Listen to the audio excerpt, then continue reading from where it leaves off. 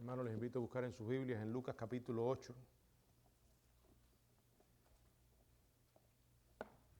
Lucas capítulo 8 del 22 al 25. Dice la Biblia: aconteció un día que entró en una barca con sus discípulos y les dijo: pasemos al otro lado. Y partieron.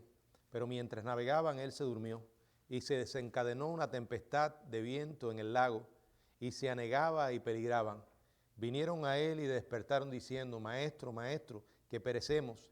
Despertando él reprendió al viento y a las olas y cesaron y se hizo bonanza. Y les dijo: ¿dónde está vuestra fe? Y atemorizados se maravillaban y se decían unos a otros: ¿quién es este que aún a los vientos y a las aguas manda y le obedecen? Señor, gracias por tu bendita palabra. Gracias porque tú soberanamente nos la diste y escogiste hablarnos a través de ella. Ahora, Señor, aquí estamos poniéndonos en tus manos, Señor, bajo tu dirección y la guía de tu Espíritu para poder entender las verdades que tú tienes para nosotros en esta noche. Gracias por los hermanos que están aquí y también te suplicamos por aquellos que han de llegar, que puedan hacerlo a tiempo para que puedan recibir, Señor, tus enseñanzas. En tus manos nos ponemos, oramos en el nombre de Jesucristo. Amén. Poder sobre las tormentas. Es el título del estudio de esta ocasión, siguiendo esta serie del Evangelio de Lucas.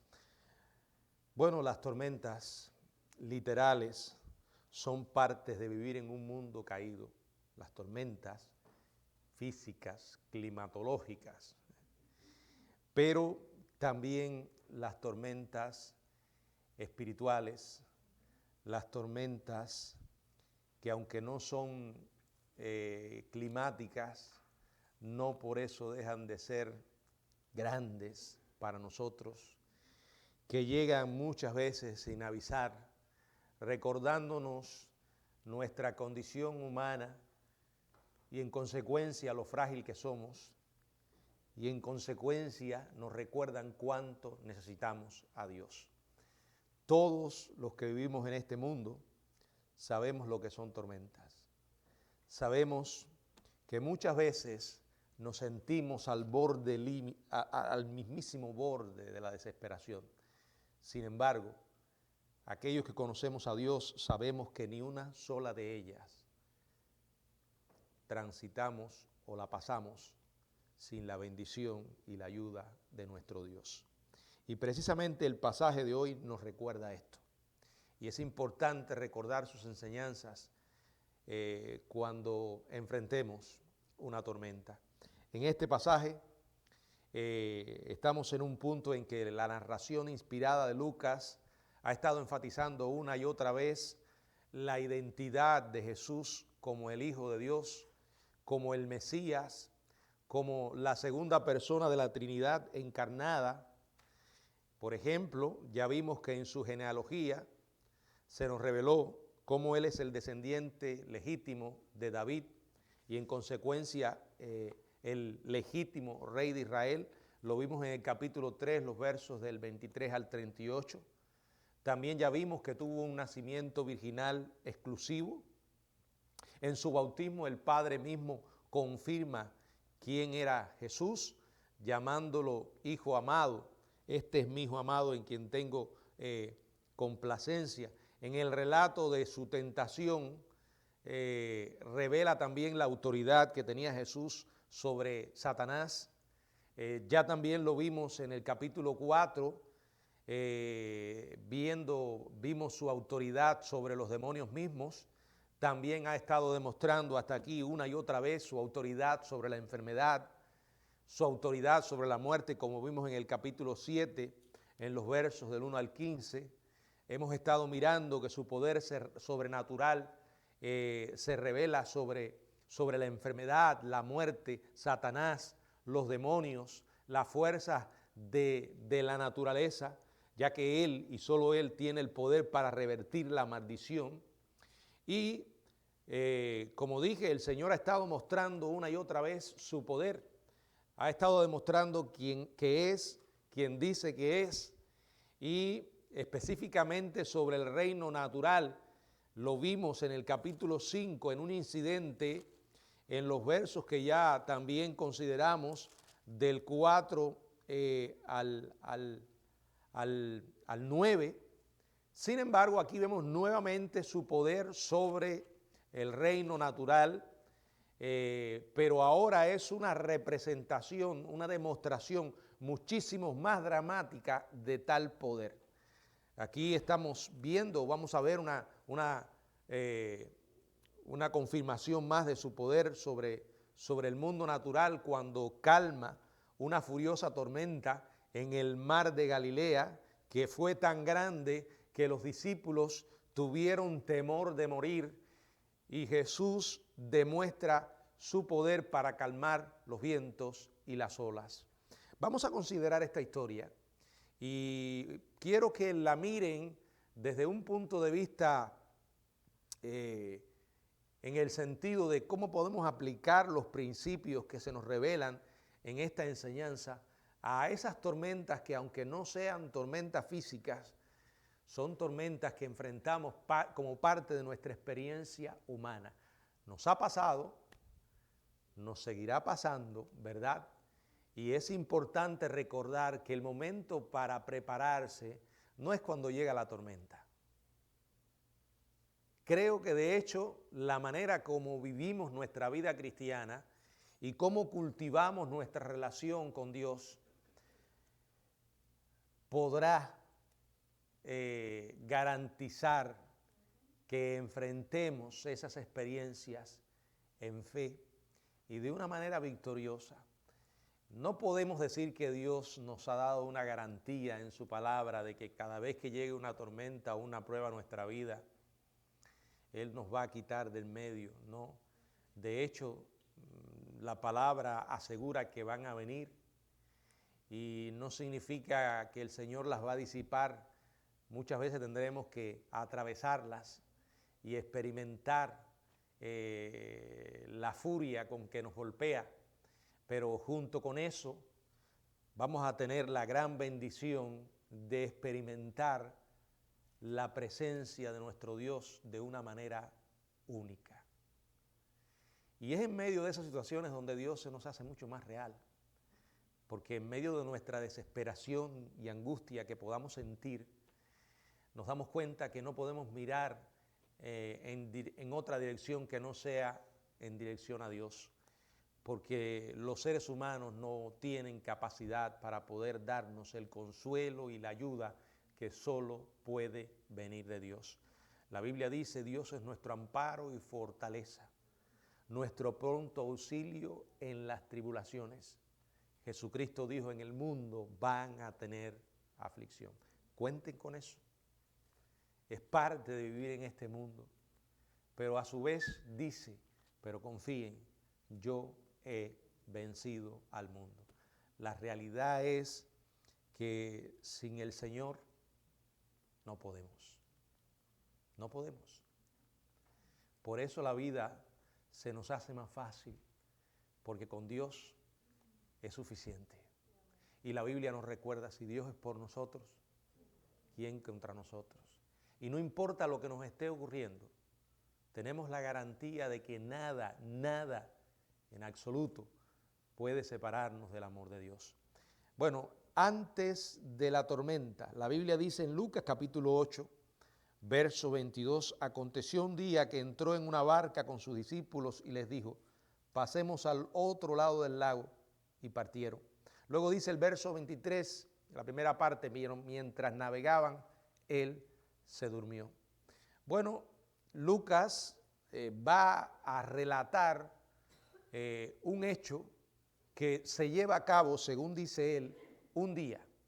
Y aquí podemos descubrir que para Lucas la cronología no es tan importante. De hecho, es vaga e indefinida.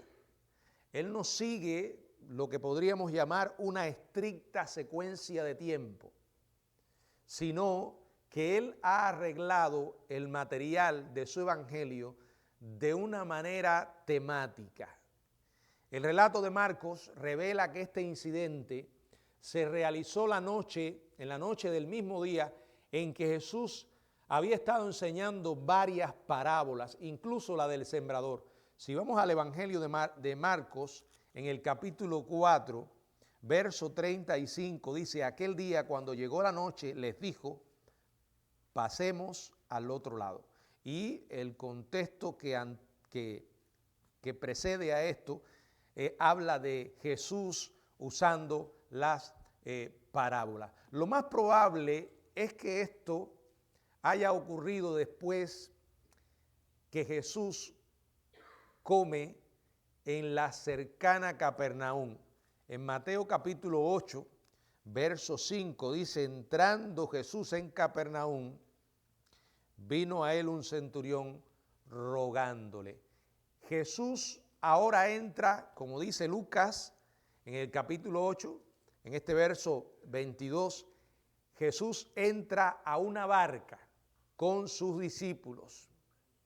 Es probable que esta fuera la barca de Pedro, Andrés, Jacobo y Juan.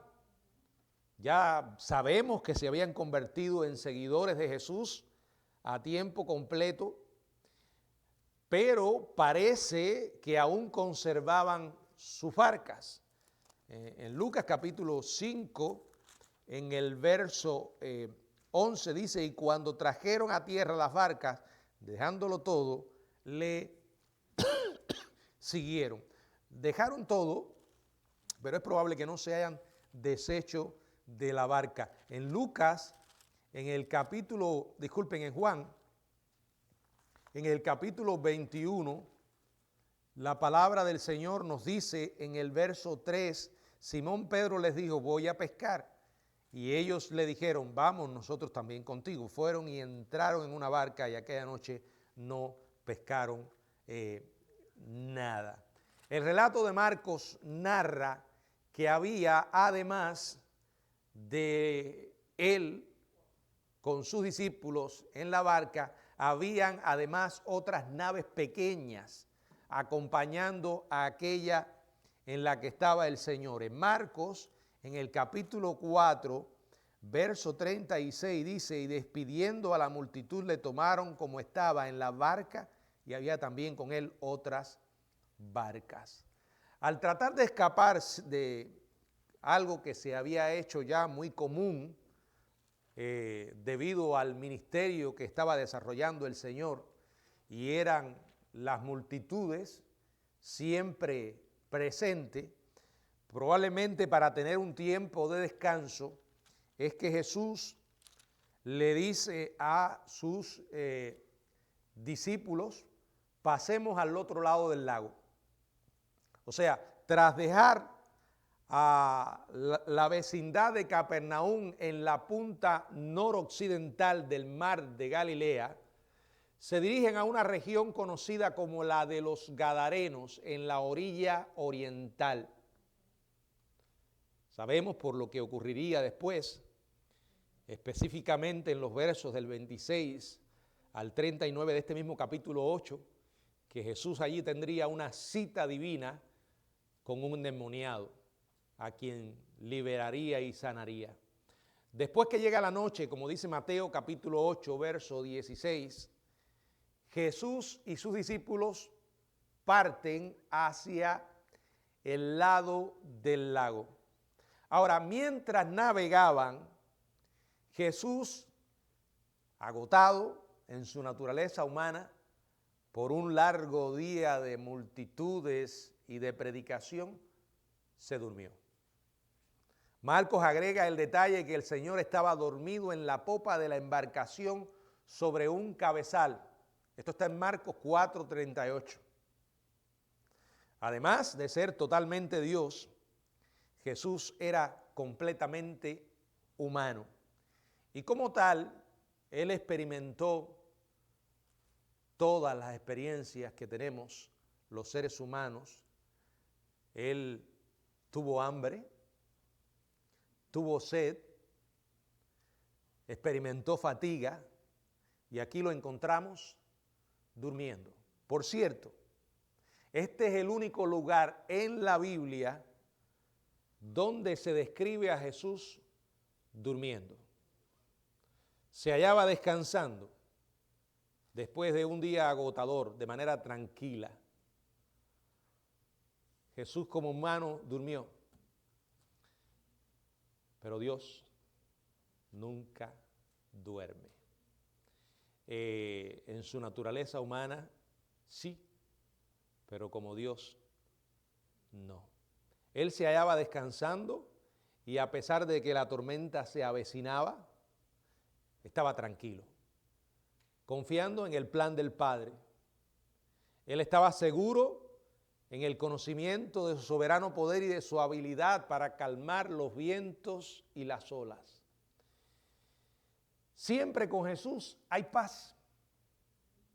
Siempre con Jesús hay razón más que suficiente para estar tranquilo. Y esto es algo sumamente importante que aquellos que decimos creer en Dios debemos recordar. Yo sé que es difícil muchas veces no responder conforme a nuestra naturaleza humana, en las que nos entristecemos, podemos desesperarnos, angustiarnos, desalentarnos, pero cuando recordamos lo que sabemos, a pesar de cómo nos sentimos, y aquello que sabemos que viene de la boca de nuestro fiel Dios, en su santa palabra, tan llena de grandiosas y sublimes promesas, en las que podemos deleitarnos cuando la leemos y mejor aún, cuando las creemos. Si Dios no te parece más real, es porque no lo has probado. No has ejercido esa fe creyendo lo que Dios ha dicho. Así que tú y yo podemos atravesar este mundo con todas sus experiencias desagradables de una manera tranquila, de una manera confiada, no por nuestra capacidad, sino por en quien hemos creído. Miren, saque a Dios de su vida y ¿qué le queda? Pensemos por un momento lo que ofrece los ateos, los escépticos, al hombre. Simplemente una vida en la que no pasamos de ser más que víctimas de las casualidades, de los accidentes, como lo llaman algunos hoy, el karma y todas esas tonterías.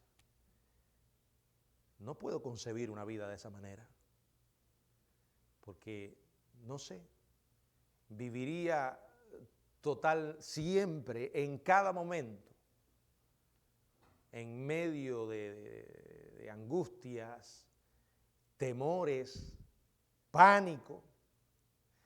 Como sabemos, si no supiéramos quién está a cargo, entonces sí tendríamos razón para temer. Bueno, así vive mucha gente, millones y millones de seres humanos en esta tierra viven sin Dios.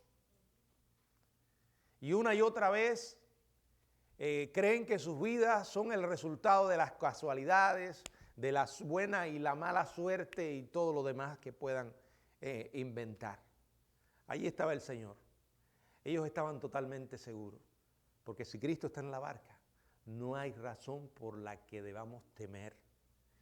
Si Cristo está en nuestra vida, no hay razón para dejarnos llevar por la desesperación sin importar lo fuerte que soplen los vientos. Veamos ahora la tormenta. Dice la palabra, y se desencadenó una tempestad. Y se desencadenó una tempestad. Verso 24. Estoy leyendo, a ver. Le dijo a sus discípulos, pasemos, pero mientras navegaban, él se durmió. Dice, y se desencadenó una tempestad de viento en el lago y se anegaba y peligraban. Y vinieron a él y le despertaron diciendo, Maestro, Maestro, que perecemos. Ahora, nada en el texto da el menor indicio de que se iba a efectuar un cambio. Fue algo inesperado, sorpresivo. Piense por un momento. Eso es una característica muy peculiar de ciertas tormentas. Muchas de ellas llegan sin avisar. ¿No le ha sucedido que usted puede estar viviendo un día común y corriente, repitiendo las mismas cosas que suele hacer en otros, llevando una vida prácticamente mecánica, porque muchas de las cosas que quizás está haciendo en ese día ya está acostumbrado a hacerla de manera automática? Y puede estar pensando, este será un día como otros. Y en cuestión de segundos, todo cambia. Y la magnitud de ese cambio es tan grande que nos quedamos en shock. De hecho, puede pasar cierto tiempo que todavía no somos capaces de asimilar lo que está sucediendo. Y uno mismo piensa y se dice, esto no puede ser real. Estoy soñando, ¿verdad? Y algo parecido fue lo que sucedió. De pronto se desencadenó una tempestad de viento en el lago. No era algo sencillo. La palabra tempestad describe una poderosa tormenta, una de vientos con fuerza de huracán, era algo arrasador. Dice, se desencadenó, la palabra griega que se emplea aquí se refiere a vientos creados por aire que fluyen cuesta abajo. La palabra describe con precisión vientos que producen tormentas, que se precipitan desde las alturas de alrededor para golpear el bajo mar de Galilea. Marcos da un detalle, él usa la palabra megas, o sea, gran. Ahí en Marcos, en el capítulo 4, en el verso 37, dice, pero se levantó una gran tempestad. Ustedes han oído que el diablo está en los detalles, ¿no? Ese refrán está mal dicho, es Dios quien está en los detalles. Esa pequeña palabra es mucho. En la Biblia no hay palabras por gusto. Y aquí se emplea la palabra gran. Mientras que Mateo describe literalmente a la tormenta, en Mateo 8:24, una tempestad tan grande. La palabra es seísmo, de donde se deriva una palabra castellana que usted y yo conocemos, sismología. Es decir, que la tormenta era tan grande, dice Mateo 8:24, que las olas cubrían la barca. Aquí dice, y se anegaban y peligraban. Lo diré en otras palabras, la embarcación estaba amenazando con hundirse. La vida de estos hombres estaba en peligro. Es evidente que no se trataba de una tormenta normal, sino de una que constituía una gran amenaza para sus vidas. Las enormes olas agitadas por los poderosos vientos inundaban la barca. Como dice Marcos 4:37, que ya mencionamos, y Mateo 8:24. Entonces la embarcación se llenaba de agua. Y como dice, se anegaba y hasta peligraban sus vidas. Era una furiosa tormenta. Eran fuertes vientos, altísimas olas. Miren, yo sé que una tormenta así, en un sentido físico, es algo aterrador. Pero hay situaciones en nuestra vida que no son tormentas físicas y con toda seguridad podemos afirmar que son muchísimo más aterradoras. Mientras el caos y la confusión rugían a su alrededor, Jesús permanecía tranquilo, durmiendo en medio de la tormenta. Yo no sé cuántos de ustedes han tenido la oportunidad de ver la película La vida pública de Jesús. Es una película viejísima que en Cuba se proyectó muchísimas veces. Yo recuerdo esa escena y está basada precisamente en el Evangelio de Lucas. Cuando llegaba a esa escena, Jesús, el agua cayéndole encima y él plácidamente dormido, tranquilo, con el sueño profundo. Allí estaba Jesús, quien además era Dios, que aunque estaba humanamente durmiendo, seguía siendo el Dios soberano, que siempre tiene control de todo. Y que es el único capaz de transformar nuestra tormenta de algo aterrador en una experiencia que nos empuje en dirección a Él. Ellos estaban llenos de pánico, Jesús estaba tranquilo, puesto que muchos de ellos eran pescadores y que estaban acostumbrados al lago y a ese clima tan traicionero. Es interesante que la Biblia nos diga que estaban atemorizados. Quiere decir que aquello era algo de respeto, digamos, ¿verdad? Estaban desesperados y temiendo por sus vidas, pero en medio de la tormenta toman la mejor decisión que podían haber tomado. No todo el mundo reacciona de la misma manera en las tormentas. Muchas veces solemos buscar refugio en otros seres humanos. Y seré claro, ese es un grave error. Porque ningún ser humano, por muy buenas intenciones que tenga, puede darnos lo que Dios es capaz de darnos. Él no solamente tiene palabras de consuelos para nosotros, sino que tiene todo el poder para consolarnos. Él basta con quererlo y nuestro Dios es un Dios compasivo.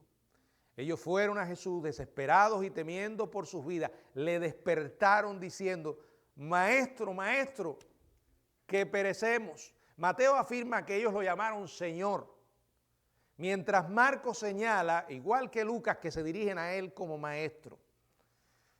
No es que haya contradicción entre los relatos. Los relatos de los escritores de los evangelios son tan reales y tan fidedignos que hasta en la manera de escribir ellos estaban expresando el caos y la confusión que reinaba en esa noche tormentosa. Esa no fue una delegación ordenada y organizada que se presenta tranquilamente ante el Señor con una petición. Era una turba llena de pánico, de terror, que enfrentaba una muerte inminente, no muy diferente de esas oraciones desesperadas que muchas veces hemos hecho. Señor, ayúdame. No más palabras, solo 3 o 4 palabras, o quizás menos, pero con una intensidad tan grande porque es un clamor de un corazón desesperado. Pero para Dios es suficiente. Por tanto, algunos gritaron Señor y otros probablemente hayan gritado Maestro. Los discípulos habían presenciado el poder del Señor hasta ahí, sobre las enfermedades, los demonios, la muerte. Algunos de ellos habían visto el poder para controlar a los peces en Lucas 5, la historia que allí se relata del 5 al 9. Y probablemente todavía se preguntaran, ¿podría él controlar el enorme poder de este viento y del agua? La realidad es que no tenían ninguna solución humana a su disposición. ¿No se ha sentido usted así? Vaya, si no es su experiencia, le felicito. Usted es un individuo fuera de serie. Y después que le felicite me estaré preguntando, ¿esta persona en qué mundo está viviendo? ¿Verdad? A todos nos es familiar esto. Todos conocemos la palabra terror, miedo. Ellos acudieron a él. Él había demostrado que era Dios. No sé qué es lo que había en la mente de ellos, pero me gustaría pensar que tal vez recordaron el Salmo 65, del 5 al 7, donde podemos leer Salmo 65, del 5 al 7, con tremendas cosas nos responderás tú en justicia. Oh Dios de nuestra salvación, esperanza de todos los términos de la tierra y de los más remotos confines del mar. Tú, el que afirma los montes con su poder, ceñido de valentía, el que sosiega el estruendo de los mares, el estruendo de sus olas y el alboroto de las naciones. O tal vez el Salmo 107, qué tremendo, en los versos del 23 al 31, donde leemos palabras como estas: los que descienden al mar en naves y hacen negocio en las muchas aguas, ellos han visto las obras de Jehová y sus maravillas en las profundidades, porque él habló e hizo levantar un viento tempestuoso que encrespa sus ondas. Suben a los cielos, descienden a los abismos, sus almas se derriten con el mal, tiemblan y titubean como ebrios y toda su ciencia es inútil. Entonces claman a Jehová en su angustia y los libra de sus aflicciones. Cambia la tempestad en sosiego y se apaciguan sus ondas.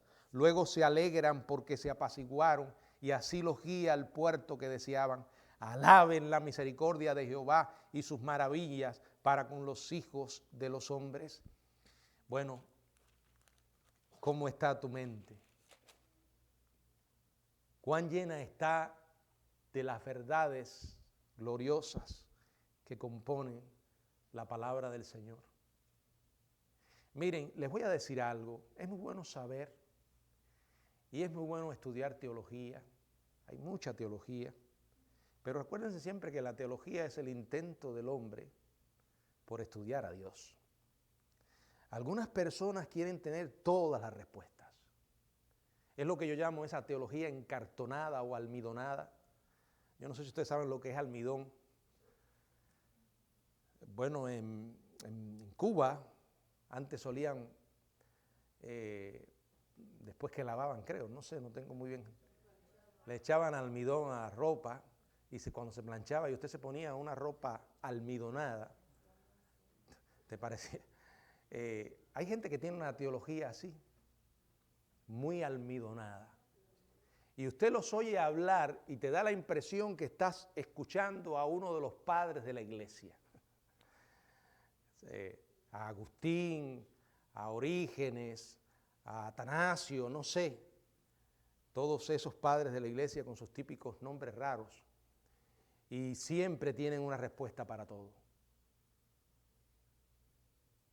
Me preocupa a veces que la teología se interpone en nuestra fe, muchas veces. Porque nos podemos convertir en teólogos y dejar de ser bíblicos. La vida cristiana no es tan complicada. Somos nosotros los que la complicamos. Y lo que nos va a sostener en medio de una tormenta no es qué tipo de teología tenemos, sino lo que tú y yo seamos capaces de recordar de lo que hemos aprendido leyendo la Biblia. No me va a venir en ese momento lo que dijo el teólogo fulano. Lo que necesito recordar es lo que el Señor dijo en su palabra. ¿Por qué? Porque esa es la única garantía para una oración de fe. Señor, tú dijiste esto. No, yo leí esto. No, yo leí esto en un libro de teología. Señor, tú dijiste esto en tu palabra. Yo creo, Señor, en ti, porque tú eres fiel. Lo has demostrado muchas veces en mi vida en el pasado. ¿Por qué no voy a creerlo en el presente? Dios está a lo largo de todas las Escrituras. No solamente en las promesas que nos hace, sino en las experiencias que podemos leer, Esas experiencias que aunque no aparezca el nombre de Dios, fue Él. Ustedes saben que hay 2 libros de la Biblia donde no aparece el nombre de Dios. Uno es Esther. Ese es fácil porque me han oído predicarlo muchas veces. Y el otro es, ¿cuál es? Cantares. El libro de Cantares. Pero en el libro de Esther, la verdad que no porque no se menciona el nombre, deja de mostrarse la maravilla de Dios. Todos los que hemos leído ese libro lo disfrutamos. Lo he leído muchas veces y mientras más lo leo, más disfruto ver la mano de Dios moviéndose en medio de toda esa historia de una manera extraordinaria. Ese Dios misericordioso, preservando a su pueblo en medio de una tormenta terrible que se llamaba Amán. Amán, un personaje que decidió que su odio no era, para calmar su odio no era suficiente matar a un hombre, tenía que matar todo un pueblo. Pero Dios tenía otros planes. Y en cuestión de muy poco tiempo, bueno, yo diría en cuestión de segundos, transformó la historia de una historia de desesperación, peligro, amenaza, a una historia de fe, victoria. Ese es Dios, el que salvó la vida a los judíos en Persia, allí, es el mismo Dios que tú y yo tenemos. El Dios que transforma las circunstancias sin importar lo aterradora que sean para nosotros. Porque Él es Dios. Y si Dios es Dios, todo lo puede. Todo lo puede. Si Dios es quien dice que es, a través de su palabra, nada es imposible para Él. No hay tormenta que no pueda calmar, no hay situación que no pueda vencer. Veamos qué sucede después de la tormenta. Dice el verso 24, despertando Él. Recuerden esto, Jesús se despierta, pero no se dormirá el que te guarda. Despertando Él reprendió al viento y a las olas, y cesaron y se hizo bonanza. Y entonces se vuelve hacia ellos y les hace la pregunta, ¿dónde está vuestra fe? Bueno, todas esas oraciones desesperadas, Dios tiene una enorme misericordia al escucharlas y al contestarlas. Dice, reprendió al viento y a las olas. Las palabras exactas que Marcos registra en el capítulo 4, verso 39, fueron calla y enmudece. Bueno, para cualquier otro ser humano que no fuera Dios, decir esto es una total arrogancia o locura, ¿verdad? Además, cualquiera puede decirlo. Como hoy, en estos tiempos, vemos a veces falsos profetas que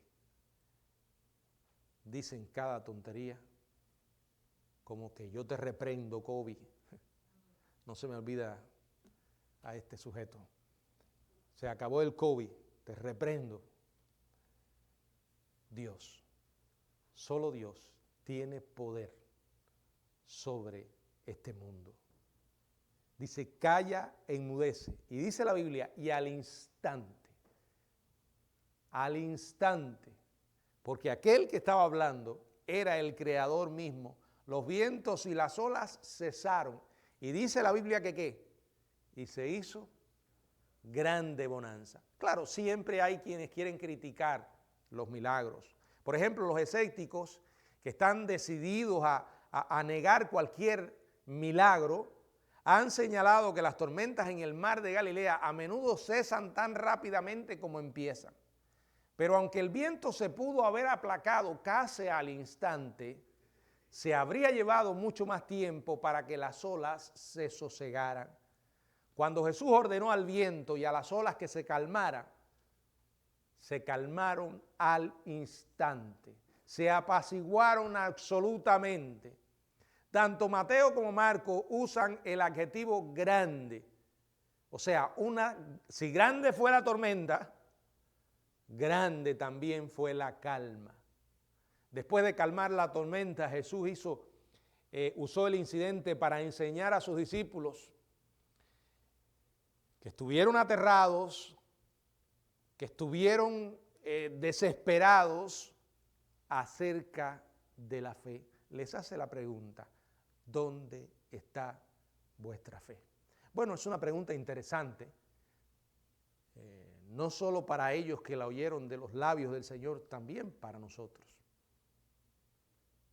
Es bueno que te preguntes, si yo también me lo hago, ¿dónde está nuestra fe? ¿Sobre qué descansa nuestra fe? ¿Realmente sobre Jesús?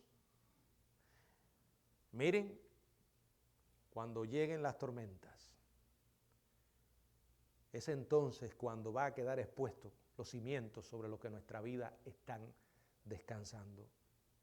Seré claro, hermano, este mundo no es un lugar en el que podamos vivir a prueba de balas, como se dice, o con la garantía de que no vamos a tener adversidades. Lo dijo el Señor. Ellos habían visto a Jesús realizar innumerables milagros. Tú y yo también lo hemos visto. No necesitamos haber estado allí con ellos y ver los grandes portentos que Jesús hizo en el orden natural, físico, porque todos los días nosotros vemos la mano de Dios obrando en nuestras propias vidas. Y si no la vemos más, no es porque Él haya dejado de obrar, es que nosotros estamos muchas veces distraídos en otra dirección, o porque nuestra fe no es suficiente para vivir dependiendo de Él. Ellos habían visto innumerables milagros, por eso no tenía sentido ese terror en medio de lo que le sucedió. Por otra parte, esta fue la primera vez que uno de los milagros del Señor los había involucrado directamente. Y más allá de esa realidad, sus vidas estaban en riesgo. Eso les hizo mucho más difícil permanecer tranquilos. ¿Por qué? Porque es muy fácil, o es más fácil, cuando la adversidad tú la presencias de afuera, en la vida de otros. Pobre hermanito, estaré orando por ti, le tocó a él. Y miren, por mucha compasión que seamos capaces de sentir, no es igual a sentir el golpe de la prueba en nuestra propia puerta, sobre nuestras propias vidas o sobre la vida de alguien que amamos. ¿Y saben qué? Eso pasa. Pasa. Y como dije, cuando menos lo estemos esperando. Es ahí donde vamos a tener que tomar la decisión más importante, o una de las más importantes de nuestra vida. ¿A quién voy? ¿A quién voy? Lo que tengo en mi mente es puro conocimiento. Es ahí cuando todo se reduce a esto. ¿Voy a creer lo que Dios me ha dicho o no lo voy a creer?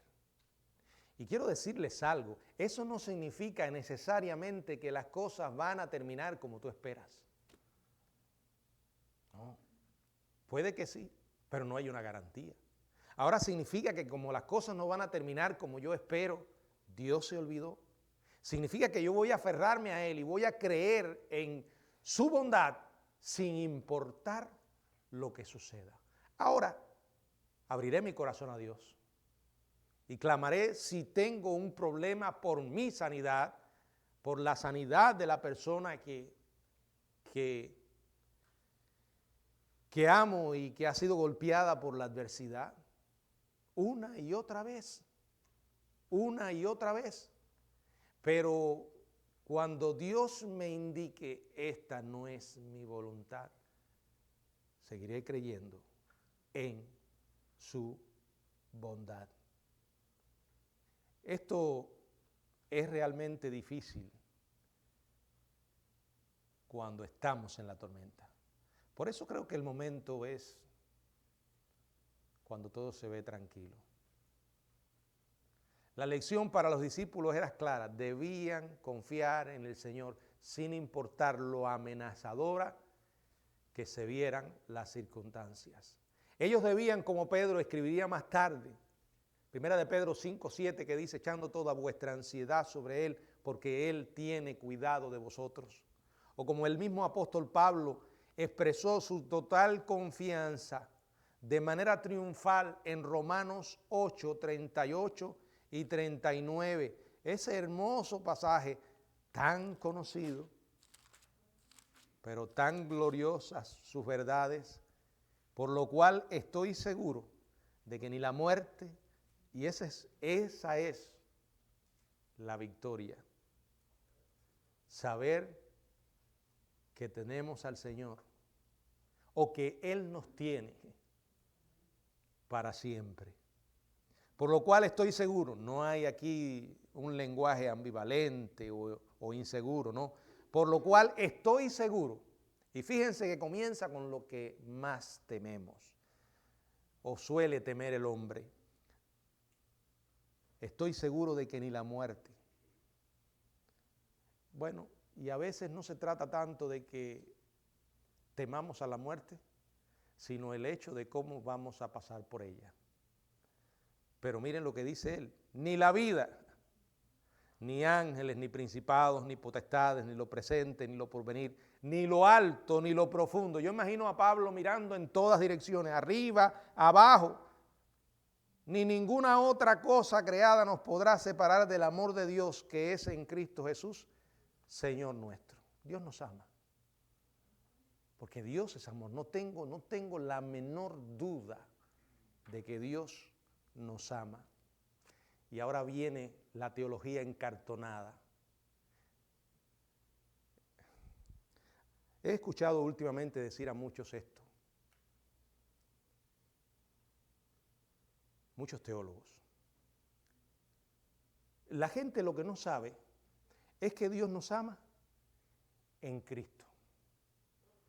Nos ama a nosotros porque amó a su Hijo y le entregó a una esposa. Muy buena teología. Pero ¿saben qué? A mí no me satisface. ¿Por qué no me satisface? Porque no creo que es toda la verdad. Yo sé que Dios amó a su Hijo, le entregó a una esposa. ¿Es verdad? Sí. ¿Es toda la verdad? No.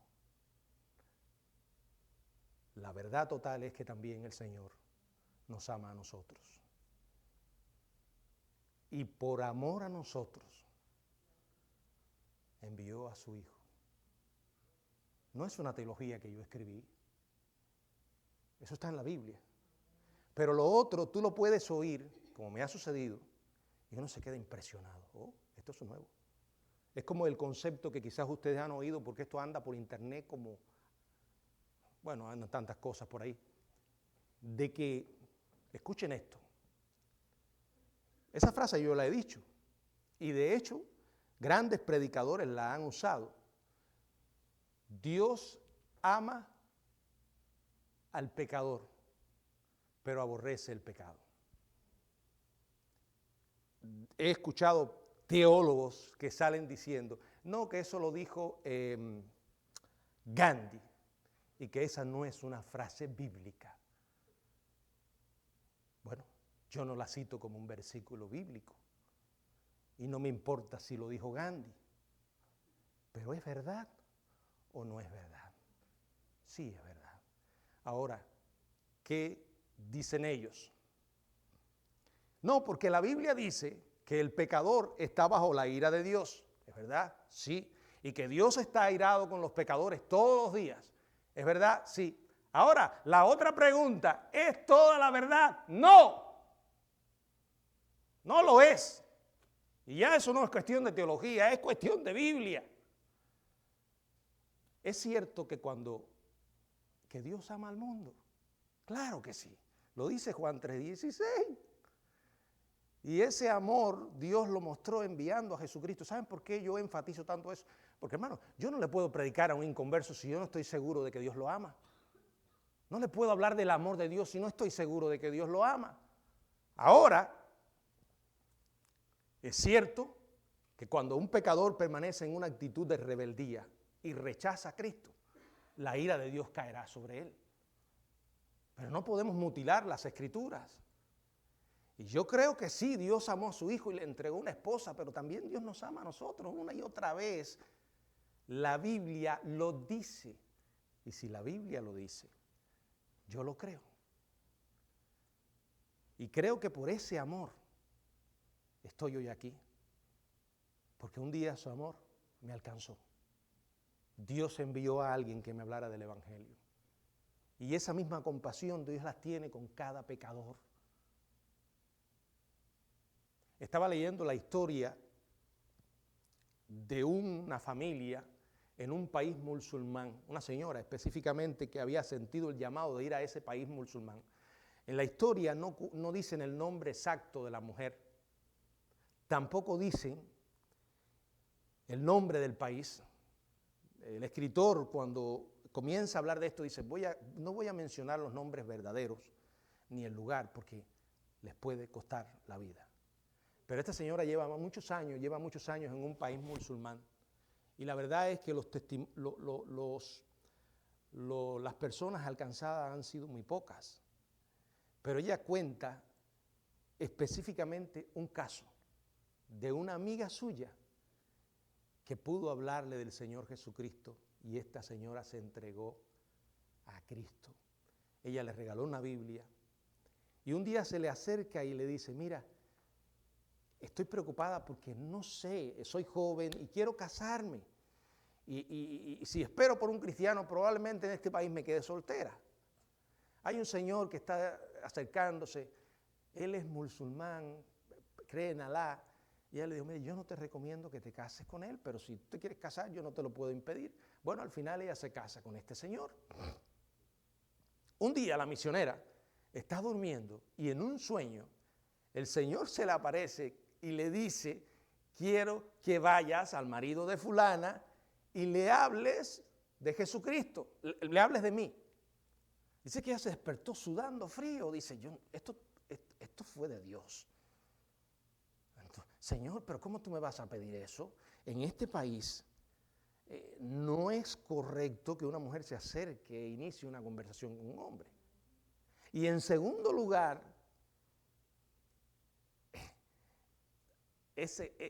las consecuencias de yo hablarle a él pueden ser desastrosas para esta mujer. Dice que estuvo orando, pero no podía quitarse aquello de la cabeza. Llamó a la mujer y le contó, oye, hay esta situación. El Señor me ha dicho que vaya y le hable a tu esposo. Entonces yo le digo, bueno, si Dios te lo dijo, tienes que hacerlo. Pero vamos a hacer algo, vamos a estar orando por esto durante un tiempo y después yo te voy a invitar a comer a nuestra casa. Y tú me estuviste hablando de la película de Jesús. Podemos hablar con él a ver si quiere verla. Bueno, así fue, estuvieron orando, estaban comiendo, en medio de la conversación ella trajo el tema y le dijo, fulana, tengo una película ahí basada en la Biblia sobre la vida de Jesús. Yo no sé si usted tendría algún problema en que veamos esa película. Y él le dijo, no, sí, yo no tengo ningún problema, podemos mirarla aquí. Eso no va a hacer ninguna diferencia. Y ahí vieron la película. Estaban mirando la película. Mientras estaban viendo la película, el Señor sale y se aleja. Ellas se quedaron paralizadas. ¿A dónde fue? ¿No le habrá gustado esto? Bueno, cuando el hombre regresa, traía en las manos la Biblia de su esposa. La miró y le dijo, mira fulana, yo sé que tú lees este libro y crees en esto. ¿Y sabes qué? Yo llevo tiempo también leyéndola sin que tú lo sepas. Y le dijo, yo quiero saber más de ese Jesús. Dios le había hablado a aquella mujer. Bueno, cosas como esas están sucediendo en muchos lugares del mundo, hermanos. ¿Por qué? Porque Dios ama al mundo. Y amó tanto al mundo que fue capaz de enviar a Jesucristo a morir por los pecadores. Por eso tampoco estoy dispuesto a aceptar esa teología encartonada que dice que Cristo murió solo por los elegidos. Suena muy lógico, pero no es bíblico. No lo es. Ahora, vamos a ver el temor, y ya con esto terminamos, y la pregunta después de la tormenta. ¿Qué pasó en medio de este milagro? Lucas 8:25. Lucas 8:25. ¿Dónde está vuestra fe? Dice, y atemorizados se maravillaban y se decían unos a otros, ¿quién es este que aún los vientos y a las aguas manda y le obedece? Se llenaron de temor. ¿Por qué? Lo que encontraron más aterrador que aquella tormenta fue tener en la barca al Creador que controló la tormenta. Y entonces se hacen esta pregunta, ¿quién es este que aún a los vientos y a las aguas manda y le obedecen? La única y obvia respuesta a esta pregunta retórica es lo que ellos dijeron más tarde, después que Jesús calmara la tormenta. En Mateo 14:33 dice la palabra, entonces los que estaban en la barca vinieron y le adoraron diciendo, verdaderamente eres Hijo de Dios. Bueno, esta es la pregunta más importante que todos debemos hacernos. ¿Quién es este? Como Jesús le dijo a los discípulos, ¿y ustedes quién dicen que yo soy? Ellos se llenaron de terror, ¿verdad? Se llenaron de terror porque sabían que allí tenían el Creador. Como Pedro dijo, apártate de mí, Señor, porque soy hombre pecador.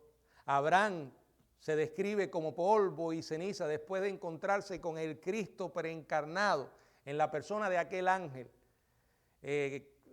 Cuando los varones, dice que Jehová vino y los visitó. Y también dijo Manoa, el padre de Sansón, a su mujer, ciertamente moriremos porque a Dios hemos visto.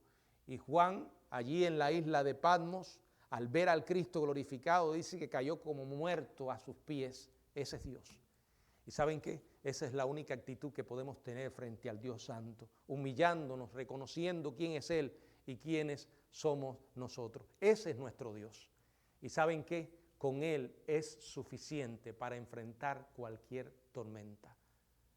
Porque aunque los vientos soplen con toda su fuerza y parezca que llegamos al final, no hay un final para nosotros. ¿Por qué? Porque si Dios soberanamente decidiera llevarnos de este mundo, las cosas simplemente lo que harían es ponerse muchísimo mejor. Porque qué mejor que estar para siempre con el Señor. Como dice Pablo, así estaremos para siempre con el Señor. De verdad que mientras más lo pienso, más me maravillo. Que Dios nos ayude, hermanos. Yo no sé qué tipo de tormenta usted está enfrentando, pero Dios sí la sabe y no está dormido. Jesús no necesitaba que ellos le dijeran lo que estaba ocurriendo, Él lo sabía. Dios sabe todo acerca de nosotros. Así que aunque parezca que tu dolor es algo ajeno a Dios, no lo es. Clama a Él. ¿Cómo puedes saber lo que Dios tiene para ti si no lo pides? ¿Cómo no puedes experimentar una sanidad si no has clamado por ella? Tienes que orar. Él lo dijo, pedid y se os dará, buscad y hallaréis, llamad y se os abrirá. Son sus palabras, no las mías. Ahí están. Recuérdelas. Recuérdelas mañana cuando la tormenta toque a su puerta. Recuérdelas hoy si están soplando los vientos fuertes. Recuérdelas. El Dios que estuvo con usted en el pasado estará con usted en el presente y ten la seguridad de que también lo estará en el futuro. Que el Señor nos bendiga.